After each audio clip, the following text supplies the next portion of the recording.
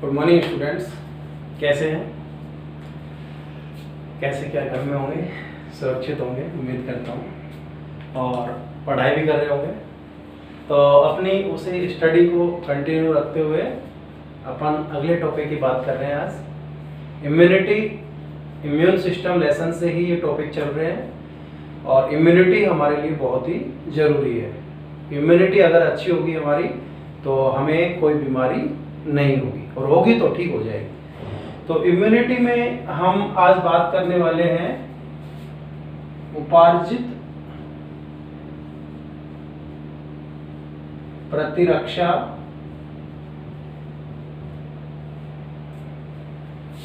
के प्रकार।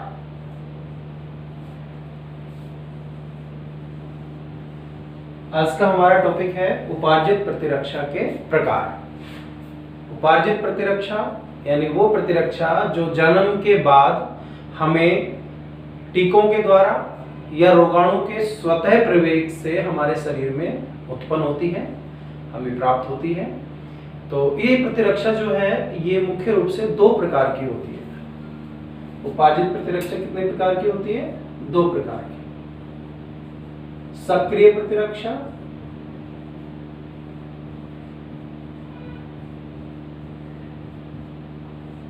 यानी एक्टिव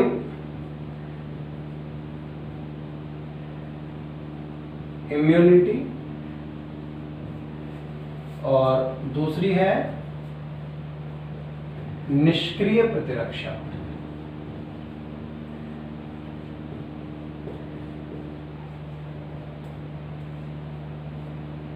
यानी पैसिव इम्यूनिटी। तो इस तरह से हम देख रहे हैं कि जो प्रतिरक्षा है वो उपार्जित प्रतिरक्षा दो प्रकार की होती है, एक्टिव इम्यूनिटी और पैसिव इम्यूनिटी, सक्रिय प्रतिरक्षा और निष्क्रिय प्रतिरक्षा। तो सक्रिय प्रतिरक्षा और निष्क्रिय प्रतिरक्षा दोनों को अपन पढ़ते हैं, दोनों में डिफरेंस या अंतर देखते हुए इनको समझते हैं। देखो, जैसा कि नाम से पता लग रहा है सक्रिय प्रतिरक्षा, यानी कहने का मतलब है कि ये प्रतिरक्षा टीकों द्वारा, किसके द्वारा उत्पन्न की जाती है? टीकों द्वारा उत्पन्न की जाती है। किसके द्वारा उत्पन्न की जाती है? टीकों के द्वारा। और रोग होने से पहले, यानी ये प्रतिरक्षा रोग होने से पहले टीकों द्वारा उत्पन्न की जाती है। जैसा अपन देखते हैं कि बचपन में टीके लगते हैं, वैक्सीन लगते हैं, तो ये टीके जो हैं ये हमारे शरीर में, इनसे जो प्रतिरक्षा उत्पन्न होती है वो उपार्जित प्रतिरक्षा की सक्रिय प्रतिरक्षा उत्पन्न होती है, क्योंकि टीकों द्वारा रोग होने से पहले ही प्रतिरक्षा दी जाती है। और इस प्रतिरक्षा में एंटीबॉडी का निर्माण शरीर के अंदर होता है, यानी हमारा शरीर ही एंटीबॉडी का निर्माण करता है। ध्यान देने वाली बात है कि ये प्रतिरक्षा टीकों द्वारा उत्पन्न होती है, रोग होने से पहले टीकों के द्वारा ये प्रतिरक्षा दी जाती है, और एंटीबॉडी का निर्माण शरीर के अंदर ही होता है। इस प्रतिरक्षा के पार्श्व प्रभाव यानी जो इफेक्ट हैं वो नहीं होते हैं, क्योंकि इस प्रतिरक्षा में एंटीबॉडी शरीर के अंदर बन रहे हैं। यानी एंटीबॉडी कौन बना रहा है? हमारा शरीर बना रहा है, इसलिए इस प्रतिरक्षा के कोई भी साइड इफेक्ट नहीं होते हैं। ध्यान देंगे, बचपन में टीका लगा, जैसे किसी को टिटनस का टीका लगा, यानी टिटनस होने से पहले, किसी को बचपन में रेबीज का टीका लगा, चेचक का टीका लगा, जितने भी टीके लगते हैं, बीसीजी का टीका लगा, तो ये टीके भविष्य में रोग होने से पहले ही हमारे शरीर में प्रतिरक्षा उत्पन्न कर देंगे। तो ये टीकों द्वारा उत्पन्न की जाती है, रोग होने से पहले ही प्रतिरक्षा दी जाती है शरीर में। एंटीबॉडी शरीर के अंदर बनते हैं, यानी हमारा शरीर ही एंटीबॉडी का निर्माण करता है। पार्श्व प्रभाव यानी साइड इफेक्ट नहीं होते हैं। इस प्रतिरक्षा में जो प्रतिरक्षण यानी कि जो रोग के प्रति सुरक्षा उत्पन्न होने में अधिक समय लगता है। ध्यान देंगे इस पर कि ये प्रतिरक्षा जो है उत्पन्न होने में समय लगता है, यानी कि आज जैसे टीका लग गया तो कुछ समय बाद जब रोगाणु के विरुद्ध शरीर में एक रिएक्शन होगा, एंटीबॉडी बनेंगे और वो एंटीबॉडी फिर प्रतिरक्षा देंगे, यानी इसमें थोड़ा सा समय लगता है। तो ये प्रतिरक्षा जो है इसमें प्रतिरक्षण उत्पन्न होने में समय लगता है। ये प्रतिरक्षा टिटनस, चेचक, हेपेटाइटिस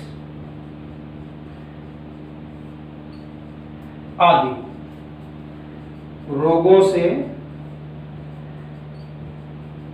सुरक्षा प्रदान करती है, यानी कि जिनके भी टीके लगते हैं बचपन में, बीसीजी तो वो टीबी से सुरक्षा हो गई, चेचक का टीका चेचक से सुरक्षा हो गया, ठीक है, टिटनस का टीका लगा तो टिटनस से सुरक्षा हो गई। तो ये जितने भी रोग जिनके टीके लगते हैं बचपन में, वो सब हमें कौन सी प्रतिरक्षा दे रहे हैं? सक्रिय प्रतिरक्षा दे रहे हैं, क्योंकि वो टीके जब शरीर में जा रहे हैं, क्योंकि टीकों में उसी रोग के रोगाणु होते हैं जिसके विरुद्ध टीके दिए जा रहे हैं, तो वो रोगाणु शरीर में जाएंगे, शरीर उनके खिलाफ एंटीबॉडी बनाएगा और ये एंटीबॉडी फिर हमारे अंदर सक्रिय प्रतिरक्षा उत्पन्न कर देंगे, ठीक है। अब निष्क्रिय प्रतिरक्षा की बात करें तो निष्क्रिय प्रतिरक्षा जो है वो रोग होने के बाद, ध्यान देंगे, निष्क्रिय प्रतिरक्षा कब दी जाएगी? रोग होने के बाद, ठीक है, और बाहर से निर्मित एंटीबॉडी का शरीर में प्रवेश, यानी कि इसमें एंटीबॉडी शरीर में नहीं बनते, बाहर से बने बनाए एंटीबॉडी शरीर में प्रवेश कराई जाएंगी। कब? जब रोग हो जाएगा। तो किसी को रोग हो गया तो उस रोग का उपचार देने के लिए हम कौन सी प्रतिरक्षा देंगे? निष्क्रिय प्रतिरक्षा देंगे, बाहर से बने बनाए एंटीबॉडी शरीर में डालने पड़ेंगे, ठीक है। तो रोग होने के बाद ही प्रतिरक्षा काम करेगी, शरीर में बाहर से बने बनाए एंटीबॉडी डालने पड़ेंगे, यानी हम कह सकते हैं कि एंटीबॉडी का निर्माण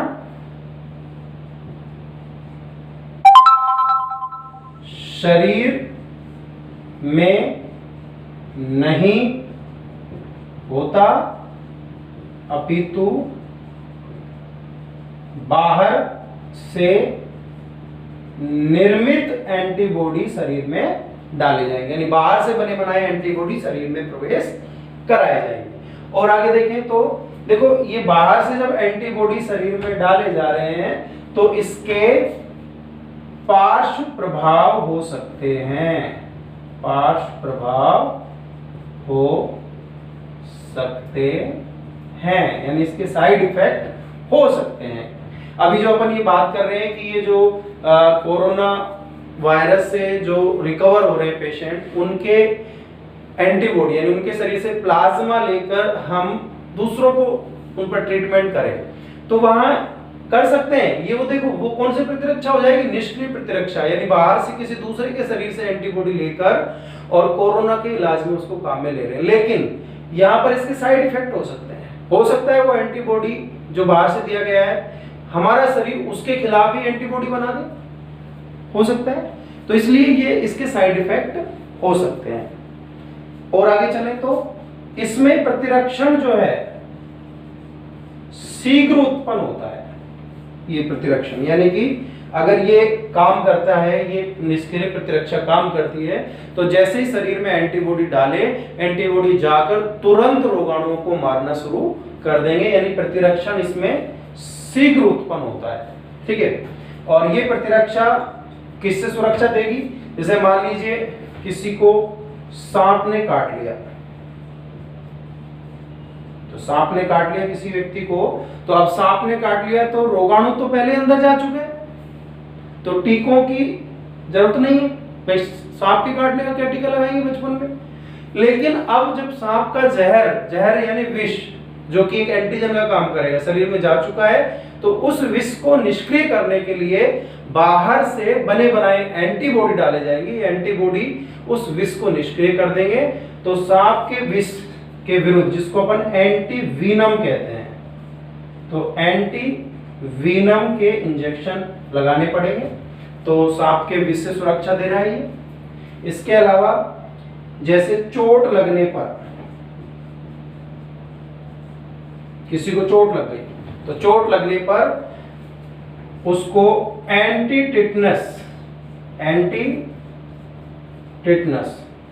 तो एंटी टिटनस के इंजेक्शन लगाने पड़ेंगे। तो वो एंटी टिटनस का जो इंजेक्शन है उसमें क्या होता है? टिटनस के रोगाणु को मारने वाले एंटीबॉडी जो बाहर से बने बनाए हैं और शरीर में उनको प्रवेश करा देंगे, जिससे वो कौन सी प्रतिरक्षा उत्पन्न कर देंगे? निष्क्रिय प्रतिरक्षा उत्पन्न कर देंगे। इसके अलावा इसका एक और जो महत्व हो सकता है, यूज इसका कहां पर आएगा, वो है कुत्ते के काटने पर जो एंटी रेबीज के इंजेक्शन लगते हैं। ठीक है, यानी कोई पागल कुत्ता काट ले तो उसके अगेंस्ट, उसके विरुद्ध जो एंटीबॉडी शरीर में डाले जाएंगे वो एंटी रेबीज के इंजेक्शन कहलाएंगे। देखो रेबीज का टीका लग सकता है, अगर बचपन में टीका लगा रेबीज का तो वो कौन सी सुरक्षा देगा? सक्रिय प्रतिरक्षा देगा। ठीक है, लेकिन अगर किसी को बचपन में रेबीज का टीका नहीं लगा और पागल कुत्ते ने काट लिया तो अब उसको कौन सी प्रतिरक्षा दी जाएगी? निष्क्रिय प्रतिरक्षा देने के लिए उसको एंटी रेबीज के इंजेक्शन लगाने पड़ेंगे। और ये इस इंजेक्शन में क्या होता है? एंटीबॉडी होते हैं बाहर से बने बनाए जो शरीर में जाएंगे और रेबीज जो वायरस है उसको नष्ट कर देंगे। तो यहाँ पर आपने देखा कि प्रतिरक्षा, उपार्जित प्रतिरक्षा दो प्रकार की होती है, सक्रिय प्रतिरक्षा और निष्क्रिय प्रतिरक्षा। सक्रिय प्रतिरक्षा में रोग होने से पहले टीकों द्वारा ये प्रतिरक्षा उत्पन्न की जाती है। एंटीबॉडी का निर्माण शरीर के अंदर होता है। ये रोग होने के बाद, निष्क्रिय प्रतिरक्षा रोग होने के बाद बाहर से बने बनाए एंटीबॉडी शरीर में डाले जाते हैं। एंटीबॉडी का निर्माण रोगी के शरीर में नहीं हो रहा है बल्कि बाहर से निर्मित एंटीबॉडी शरीर में डाले जा रहे हैं। इसके अलावा इसके साइड इफेक्ट नहीं हो सकते, इसके साइड इफेक्ट हो सकते हैं। इसमें प्रतिरक्षण उत्पन्न होने में समय लग सकता है, ये शीघ्र प्रतिरक्षण उत्पन्न होगा इसमें। इससे हम टिटनस, चेचक, हेपेटाइटिस या जितने भी रोगों के जो टीके बचपन में लगते हैं उन सभी से सुरक्षा प्राप्त कर लेते हैं। इसमें रोग होने के बाद, जैसे किसी को सांप ने काट लिया तो बाहर से बने बनाए एंटीबॉडी, उस सांप के जहर के विरुद्ध एंटीबॉडी, एंटी वीनम का इंजेक्शन लगाएंगे। चोट लग गई, एंटी टिटनस का इंजेक्शन लगाएंगे। पागल कुत्ते ने काट लिया, एंटी रेबीज के इंजेक्शन लगाएंगे। और इन सभी इंजेक्शनों में होते हैं एंटीबॉडी। तो यहाँ उम्मीद करता हूँ कि ये टॉपिक आपको अच्छी तरह समझ में आ गया होगा।